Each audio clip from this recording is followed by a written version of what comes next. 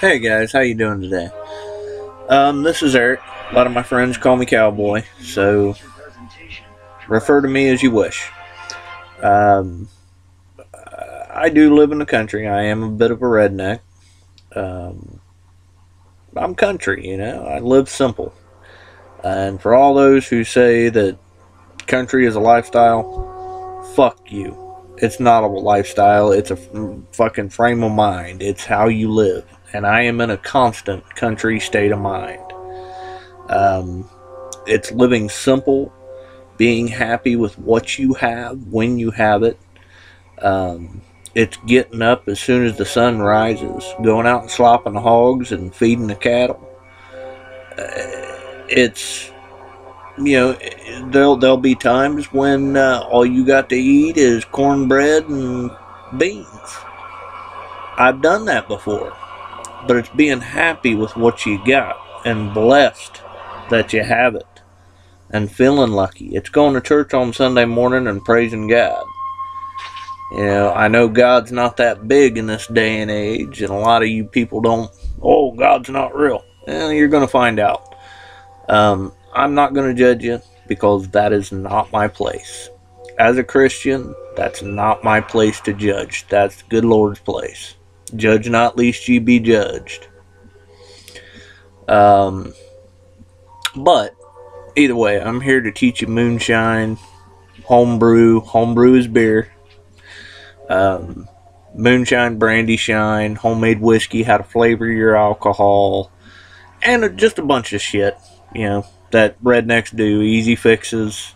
I know it's a racist term, but it's called nigger rigging, or hillbilly ingenuity. Okay, first step in alcohol making, and making your brew.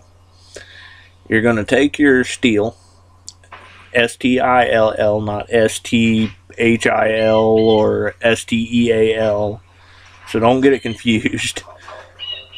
I'd say stick with copper or hammered aluminum or stainless steel. Aluminum's kind of iffy, so just kind of scratch that. Stick with stainless steel or copper. Copper preferred. A lot of people that I've talked to, even from this area, and there's a lot of shiners here in this area, have said, what the hell's a worm?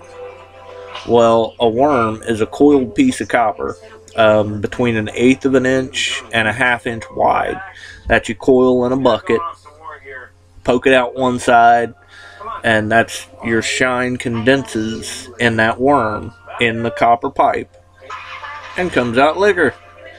I'll show you how to do it later on. I'll have more videos posted.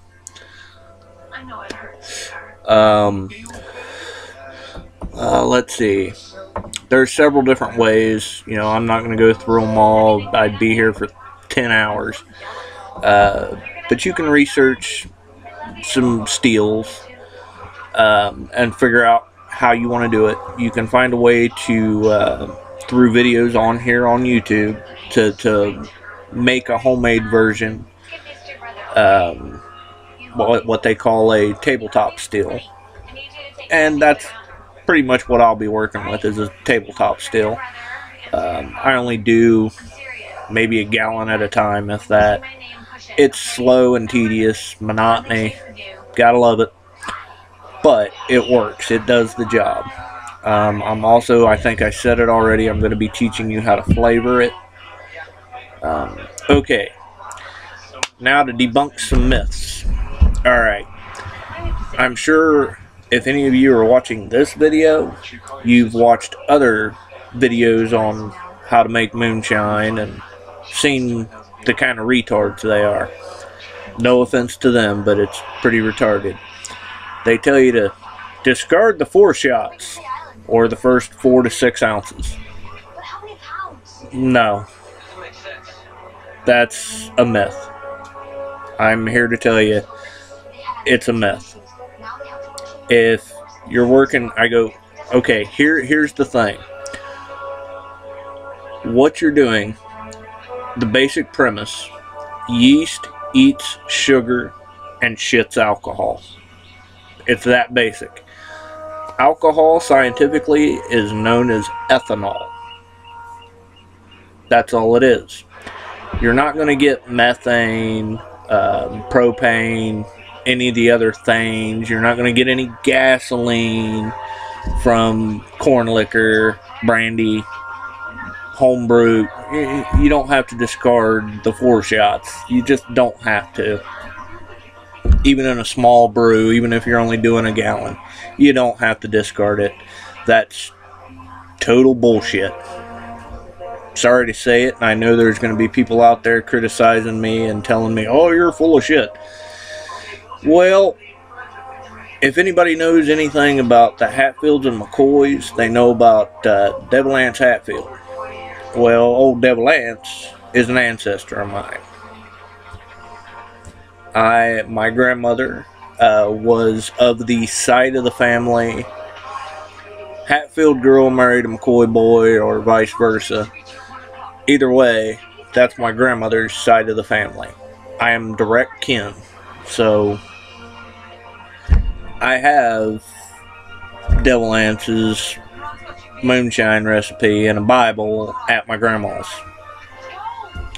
And it goes through step by step, do's, don't do's, what temperatures, what, how you do this, how you do that, how he's filtering it, cheesecloth, and coffee filters. Keep that in mind. There's a difference. I'm going to tell you the difference between moonshine and brandy shine, or brandy.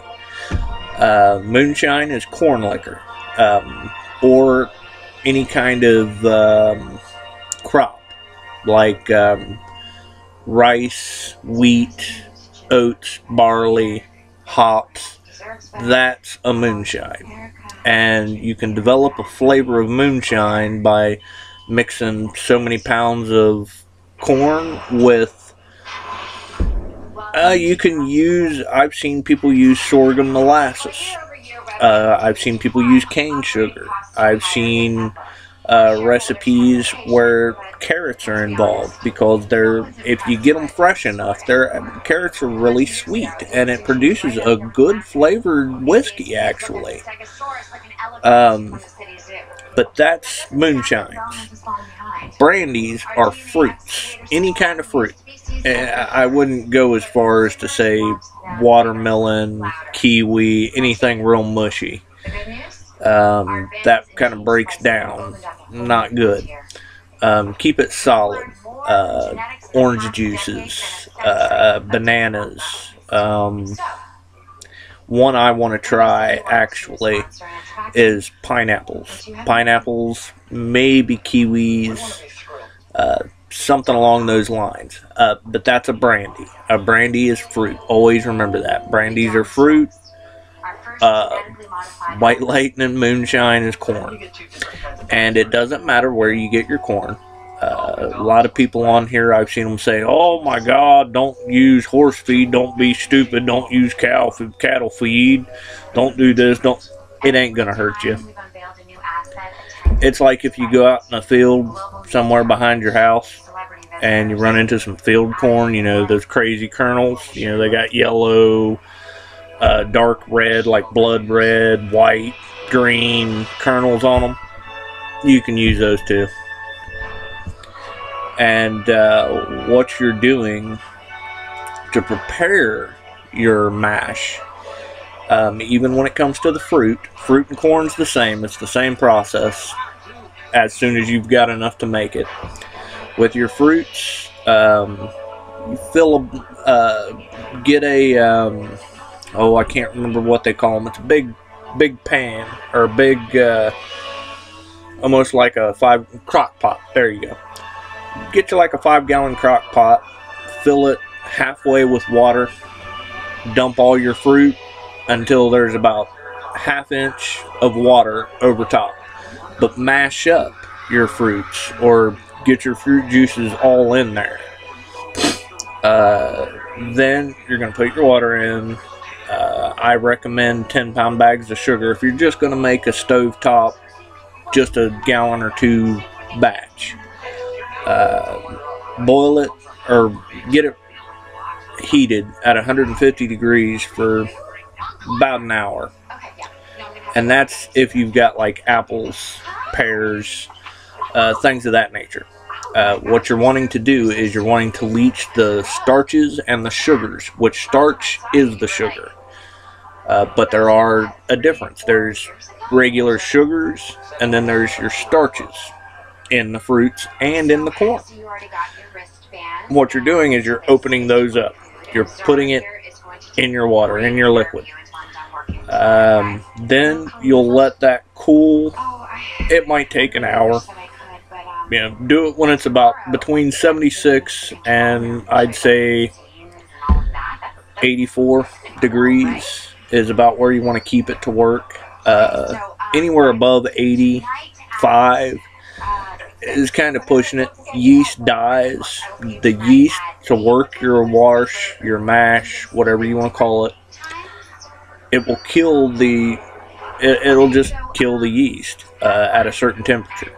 So you want to kind of keep it under that temperature. Once you have everything ready and it's in your mash bucket, you want to pour your yeast. Don't use turbo yeast. A lot of people on this site recommend, oh, turbo yeast is the shit. No. It doesn't do the same thing. It doesn't make as good tasting alcohol. It doesn't ferment right. It doesn't set right. You can get a mold in your mash, and mold is bad. That you could really hurt some people with that. You want to use regular yeast, just regular yeast, and I do personally recommend Fleshman's yeast. It's yellow packet, red words, Fleshman's.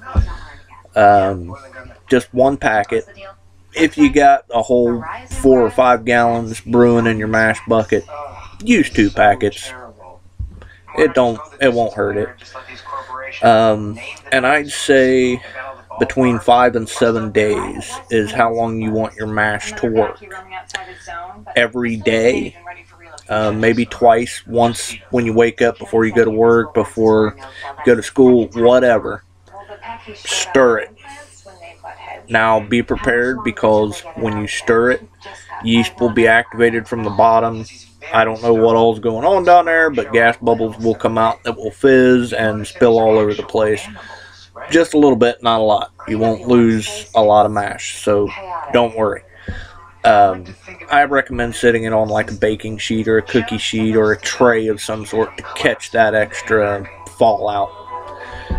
But you want to stir it, you know, before you go to work or school, and then when you come home, before you go to bed, you want to stir it, you know, maybe a minute, and then leave it alone, cover it back up. And another thing that people are concerned about is these new airtight, they snap in the top of a bucket and they're supposed to let the air out and keep stuff from getting in. You ain't got to worry about that. It's not the gas making the alcohol. It's a chemical reaction between sugar and yeast. That's it. And it just produces the ethanol gas. You don't need to save that. The old hillbilly way is let it work 5 to 7 days and it's ready to cook. That's it. And here's a magic number for you. When it comes to moonshine, 5 pounds of corn, 5 to every gallon of moonshine. So you're wanting to fix 3 gallons of moonshine, or right around 2.5, 15 pounds of corn. Don't forget to experiment, which is always fun, man. Unique tastes, unique smells, flavors. It's great. You can experiment around with it and figure something out that you like. And remember to take notes. Write down your recipe exact. That way you have it for future reference. I've got a lot of friends. I make a really good brandy shine, and a lot of people like it. And here's a good recipe for you. I don't care to share. Use about 10 pounds of apples, 10 pounds of pear, 10 pounds of peach, and 10 pounds of grapes. Crushed, mashed, and again cooked at 150 degrees for about an hour, constantly stirring. Add in your 10 pounds of sugar, make sure it's totally dissolved, pour it in your mash bucket, maybe pour a little bit over it to cool it down so that it's, you know, cool enough that it's not going to kill the yeast when you put it in there, and let it sit a week and work. But yeah, go ahead and you can use feed corn. And actually, I do recommend horse feed. If you can get a good 50 or 80 pound bag of horse feed, that's perfect because it's already got oats, barley, other grains mixed in with it. And that actually makes a really, really good moonshine. Let's see.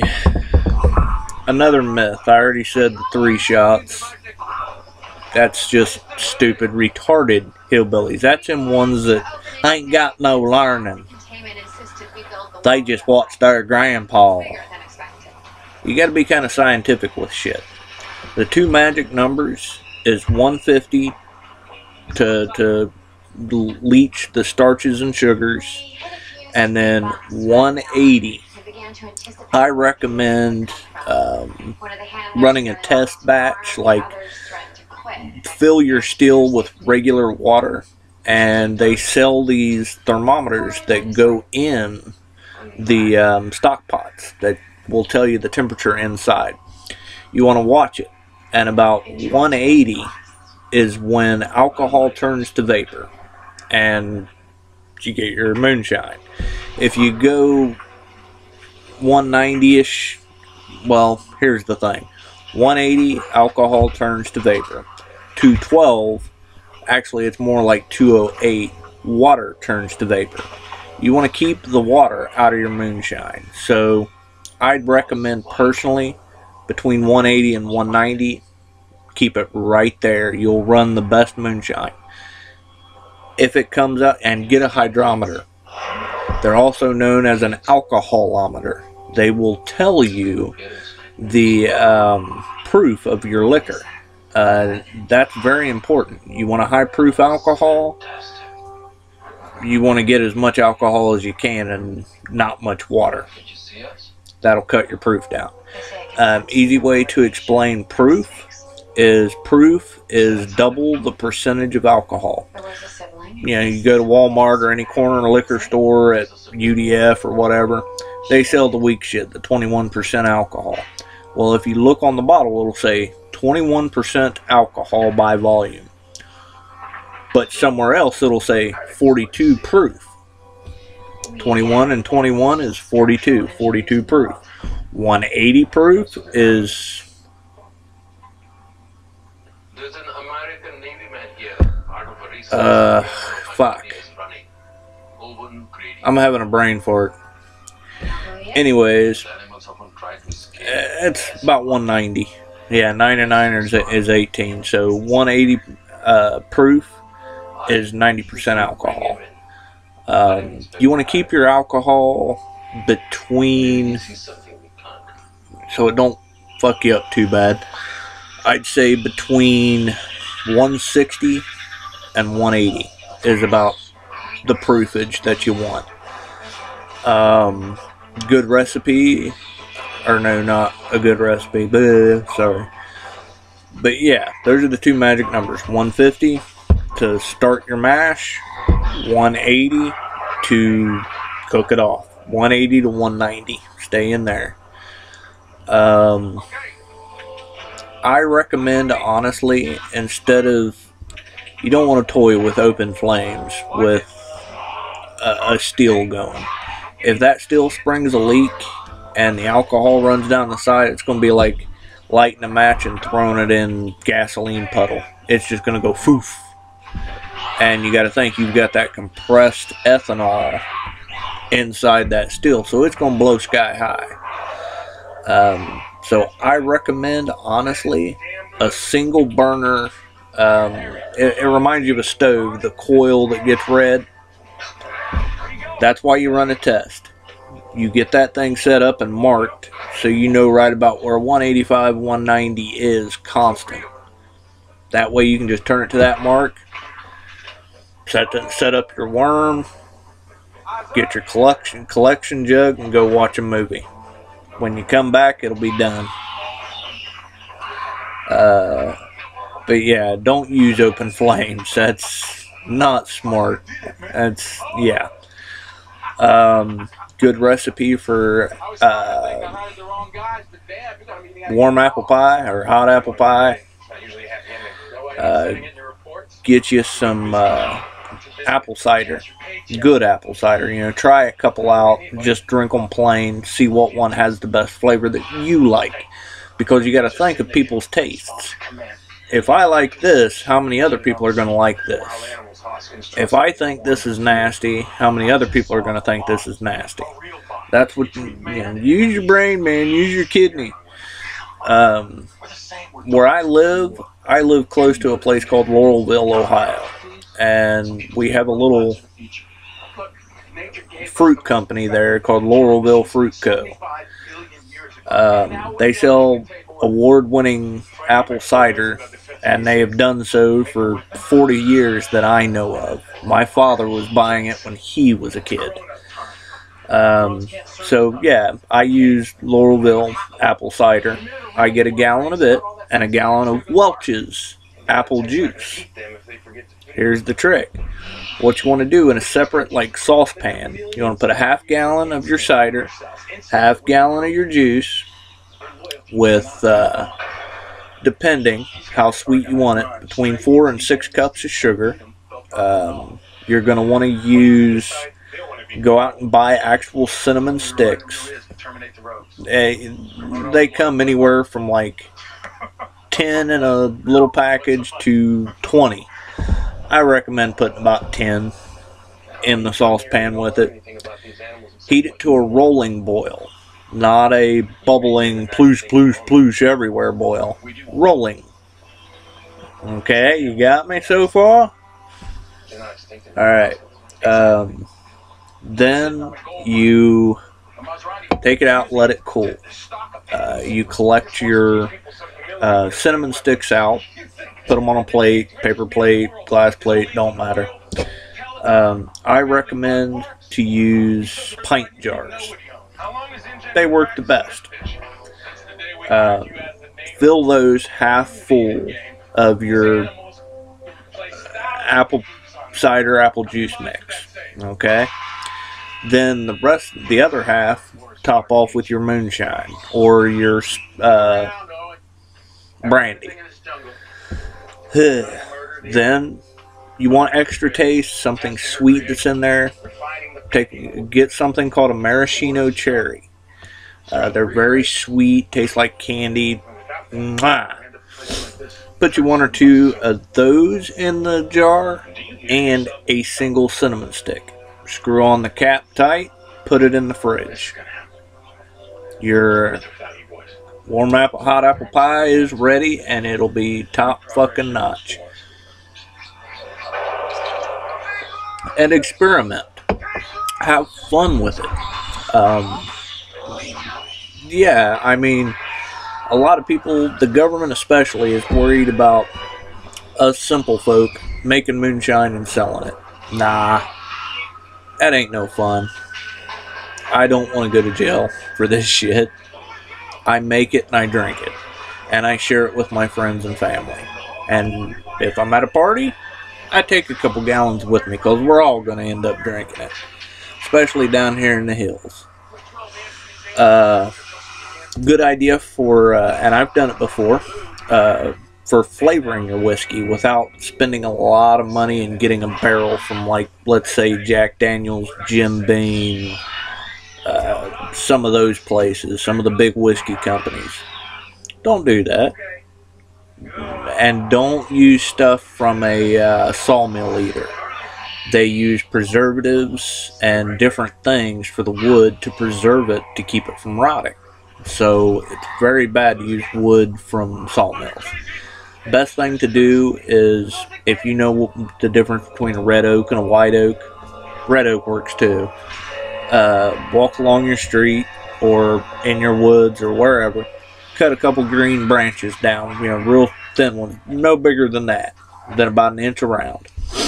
Cut those off, debark them, scrape them clean, let them sit about a week. That way they age, they dry out, they're not green.